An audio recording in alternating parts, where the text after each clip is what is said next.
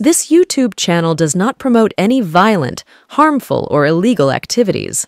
All content provided by this channel is meant for an educational purpose only.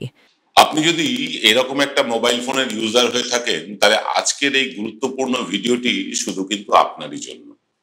অবশ্যই দেখবেন শেষ পর্যন্ত। Mobile phone নিয়ে আমরা একটা বিস্তারিত আলোচনা করছি। আজকে আর রাজনীতি নিয়ে কিছু বলবো না। মোবাইল ফোন সার্ভিস প্রোভাইডার যারা আছেন, যেমন আমাদের দেশে আছে Jio, Airtel, Vodafone idea, BSNL, এদেরকে নিয়েই কিন্তু আজকে আলোচনা। আজকে রাজনীতির কচকচি একেবারে নয়, শুধুমাত্র মোবাইল নেটওয়ার্ক কোম্পানি নিয়ে আলোচনা করব।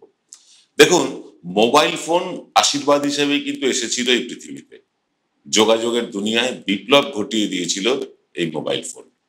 তারপর মোবাইলে ইন্টারনেট ব্যবহারের সুযোগ এলো, আরো প্রসারিত হলো তথ্য সংগ্রহ, তথ্যের আদান প্রদান, আরো এক দিগন্ত খুলে গেল। প্রসারিত মানে হলো প্রচারের জগৎ।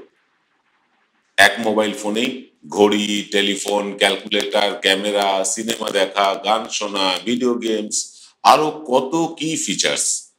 মানুষ অচিরেই প্রায় গোলাম হয়ে গেল মোবাইল ফোন নামক মাল্টিপারপাস ইউটিলিটি যন্ত্রটার কাছে। ভারতে বর্তমান বাজারে ভোডাফোন আইডিয়া, ভারতী এয়ারটেল আর রিলায়েন্স জিওর একচেটিয়া বাজার মোবাইল নেটওয়ার্কের ক্ষেত্রে। খানিকটা পিছিয়ে আছে বিএসএনএল। মূলত এই চারটে operator mobile network service provide করে আমাদেরকে। তবে সবচেয়ে জনপ্রিয় ভারতী এয়ারটেল এবং রিলায়েন্স জিও। প্রথম দিকে বিনামূল্যে বিভিন্ন পরিষেবা দিয়ে মানুষকে মোবাইল ফোনের নেশায় আসক্ত করিয়ে দিয়েছিল এই কোম্পানিগুলো। এই মোবাইল কোম্পানিগুলো তারপর দাম বাড়াতে শুরু করে হু হু করে। যদিও তাদের পরিকাঠামোগত খরচ একটুও বাড়েনি, তবুও মাসুল বাড়িয়ে লাভের অঙ্ক তারা মোদি জামানা যবে থেকে শুরু হয়েছে তবে থেকেই বাড়াতে শুরু করে নিয়েছে। দেশ জুড়ে এখন মোবাইল সিন্ডিকেট চলছে, সরাসরি সরকারি মদতে। এয়ারটেল দাম বাড়ালে সঙ্গে সঙ্গে ভোডাফোন আইডিয়া, রিলায়েন্স, জিও সকলেই কয়েকদিনের মধ্যে বাড়িয়ে দেয় আর কি। অর্থাৎ প্রতিযোগিতা নেই, সবার রেট এক, সবাই এক রেটে আপনাকে মোবাইলের সার্ভিস দিচ্ছে। আপনি আমি বাধ্য হয়ে তার থেকে বেছে নিতে বাধ্য হই এমন নেটওয়ার্কে যাদের নেটওয়ার্ক একটু ভালো, একটু বেটার অন্যদের থেকে।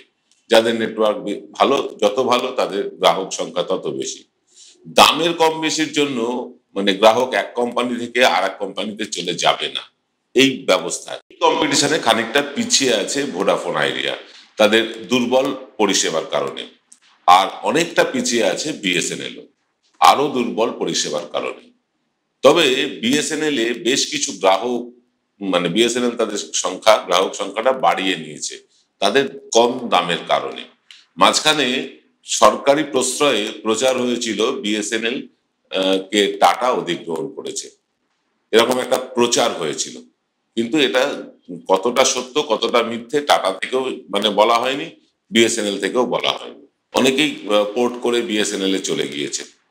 তাই গুণগত মান ততটা ভালো না হলেও শুধুমাত্র খরচ কম হবে এই ভেবে অনেক মানুষ বিএসএনএল কে বেছে নিয়েছিলেন।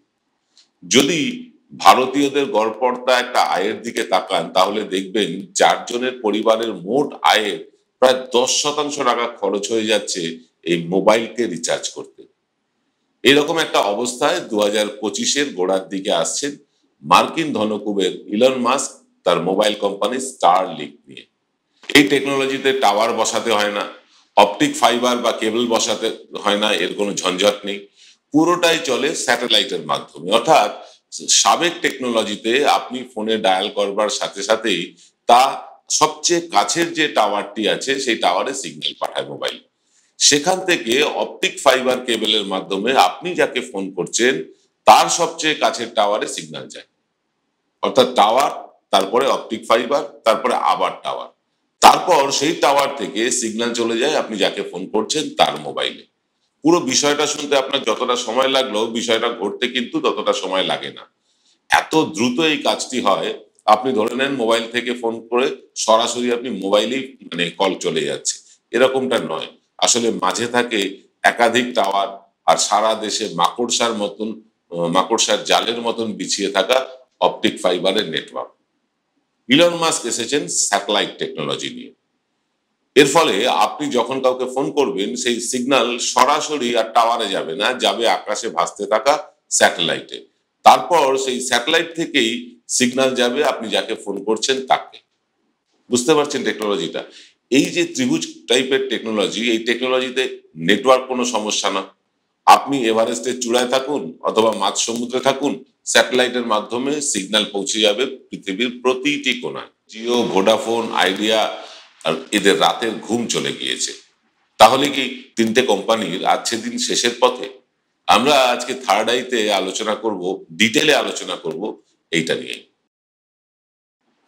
নমস্কার, আদাব, বিশ্বাস দেখতে শুরু করেছেন প্রত্যেক দিনের অভ্যেস মতো বিশ্বজোড়া বাঙালির আওয়াজ, আপনাদের পছন্দের চ্যানেল এনকে ডিজিটালের প্রভাতী অনুষ্ঠান থার্ড আই। যখন আমরা এই নিয়ে আলোচনা করছি তখন অনেকেই ভাববেন হয়তো যে আমরা কেন রাজনীতির আলোচনা ছেড়ে আজকে এই মোবাইল নেটওয়ার্ক নিয়ে পড়লাম। দেখুন, এর মধ্যেও রাজনীতি আছে খুব সুপ্তভাবে, আপনারা নিশ্চয়ই পুরোটা দেখলে বুঝতে পারবেন। এই যে যখন খুশি সিন্ডিকেট করে দাম বাড়ানো হয়, মানে যখন খুশি এই ভোডাফোন, আইডিয়া, এয়ারটেল, জিও, এরা যখন খুশি নিজেরা সিন্ডিকেট করে এবং করে দামটা বাড়িয়ে দেয়। সিন্ডিকেট করে 13 মাসের পয়সা নিয়ে 12 মাস পরিষেবা দিয়ে 1 মাসের পয়সা সেফ ছেড়ে দেওয়া হয়। লাইফ টাইম ফ্রি ইনকামিং পরিষেবার প্রতিশ্রুতি দিয়ে প্রতি মাসে মিনিমাম অন্তত 200 টাকার কাছাকাছি হাতিয়ে নেওয়া হয় গ্রাহকদের কাছ থেকে। এসব দাদাগিরি করে তোলাবাজি মোবাইল নেটওয়ার্ক কোম্পানিগুলো চালিয়ে আসছে কেন্দ্রীয় সরকারের প্রত্যক্ষ মদতে। রাজনীতি এখানে কেন কেন্দ্রীয় সরকারের মদত আছে তাও আপনারা জানেন। মুকেশ আম্বানি আমাদের মোদিজির অত্যন্ত ঘনিষ্ঠ বন্ধু এবং ভারতী এয়ারটেল মোটা টাকা ডোনেশন দিয়েছে বিজেপিকে ইলেকটোরাল বন্ডের মাধ্যমে। রাজনীতিটা এখানে। কোথাও কোথাও পরিষেবা না দিয়েও কিন্তু পয়সা নেওয়া হয়। অবাক হচ্ছেন?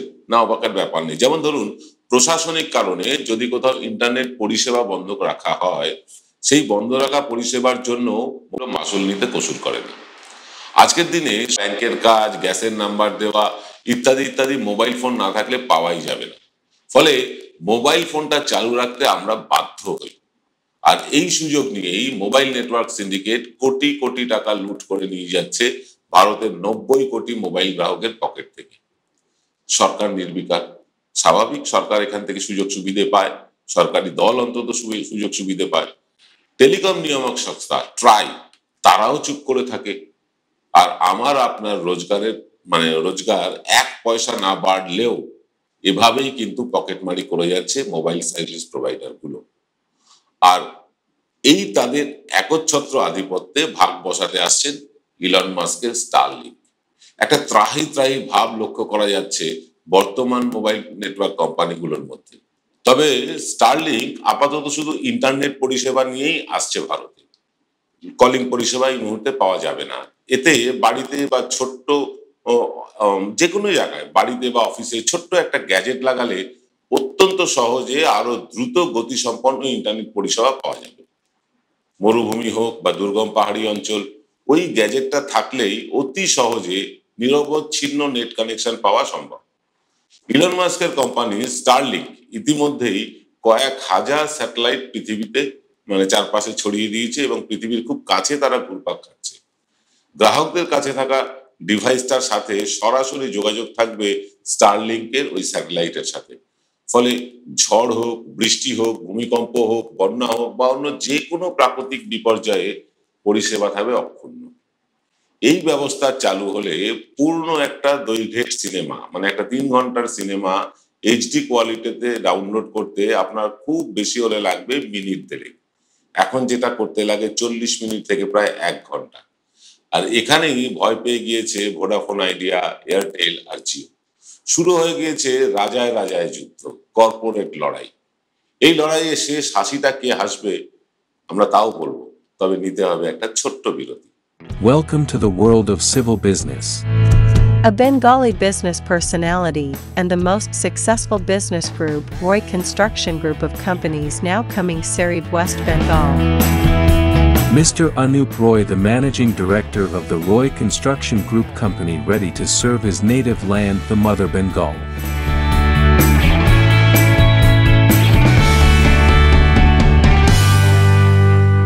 একসময় বাজারে এসেছিল, আপনাদের মনে থাকবে সকলের, ভিসিআর বা ভিসিপি, ভিডিও ক্যাসেট রেকর্ডার অথবা video cassette player, VCR, VCP. ঘরে বসে সিনেমা দেখার সুযোগ হয়ে গিয়েছিল মানুষের। হাহাকার শুরু হয়েছিল সিনেমা ইন্ডাস্ট্রির লোকজনের মধ্যে। তারপর এলো স্যাটেলাইট টিভি, কেবল টিভির জমানা, হারিয়ে গেল ভিসিআর।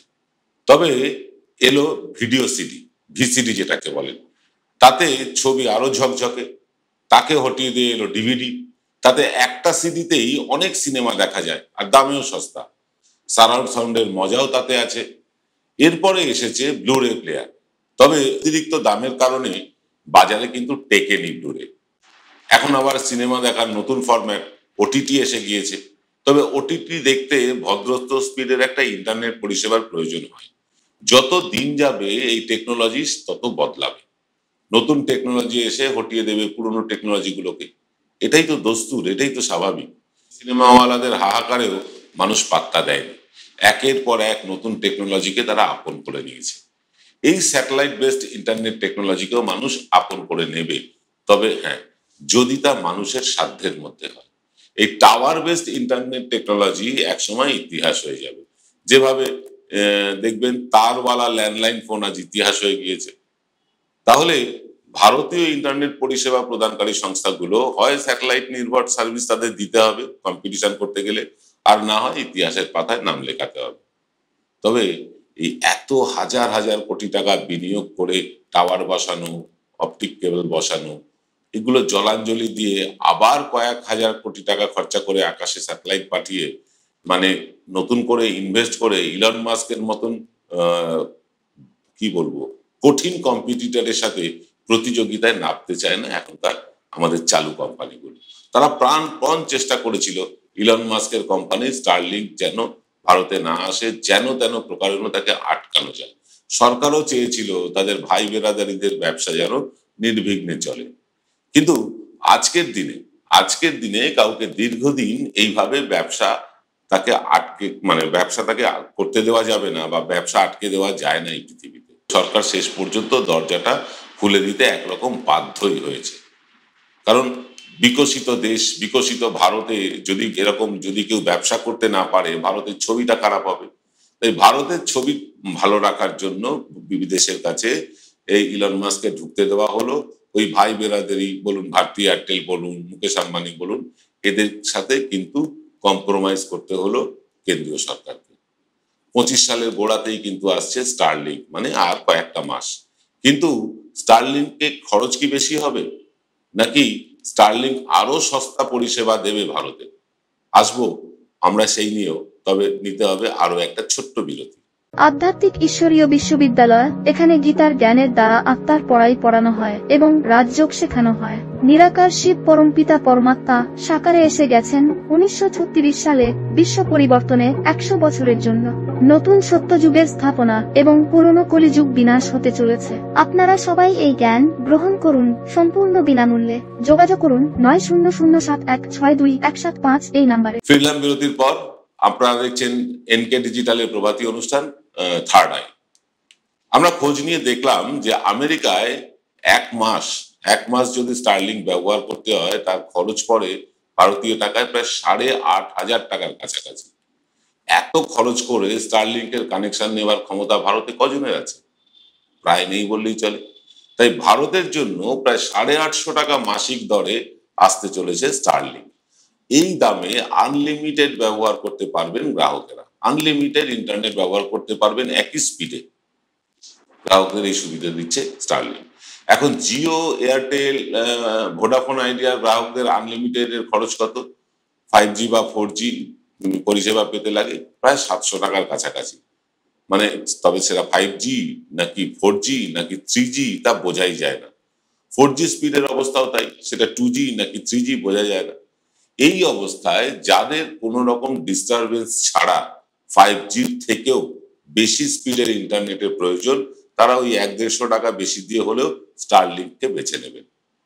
পিছিয়ে পড়া টেকনোলজি নিয়ে বেঁচে পড়তে থাকতে হলে এখনকার সার্ভিস প্রোভাইডার অর্থাৎ এয়ারটেল, জিও, ভোডাফোন আইডিয়া, এদের দাম কমাতে হবে অন্তত 300 থেকে 400 টাকার কাছাকাছি। অর্থাৎ স্টারলিংকের থেকে তাদের দাম যদি 200-300 টাকা বা 400 টাকার ডিফারেন্স না হয়, মানুষ নেবে কেন? 13 মাসের টাকা দিয়ে 12 মাসের সার্ভিস, 1 মাসের টাকা বেমালুম ঝেড়ে দেওয়া, এইসব কোম্পানিগুলোর থেকে নেবে কেন? তারা স্টারলিংকের থেকেই নেবে। 150 টাকা বেশি গেলেও তারা 30 দিনের পরিষেবা পাবে। 12 মাসের টাকা দিয়ে 12 মাসের সুযোগই পাবে। 13 মাসের টাকা দিয়ে 12 মাসের সুবিধা তো পাবে না। এই প্রতিযোগিতায় আখেরে কিন্তু লাভ হবে আমাদের মতন গ্রাহকদের।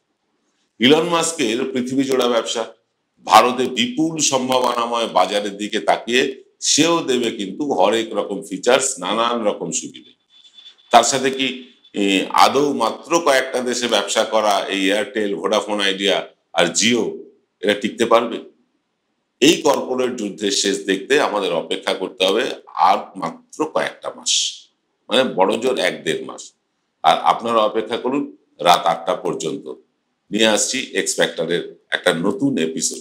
প্রিয় চ্যানেল এনকে ডিজিটালের সম্প্রচার আগামী 5 এবং 6 তারিখে সামান্য হয়তো হেরফের হতে পারে, কারণ এই সময়টা আমাদের কিছু কাজকর্ম থাকবে, আমরা ইন্টারনাল কিছু কাজকর্ম করব, তাই 5 এবং 6 তারিখে হয়তো একটু অনিয়মিত হবে, একটু অ্যাডজাস্ট করে নেবেন আশা করি। সকলে ভালো থাকুন, দেখতে থাকুন এনকে ডিজিটাল। নমস্কার।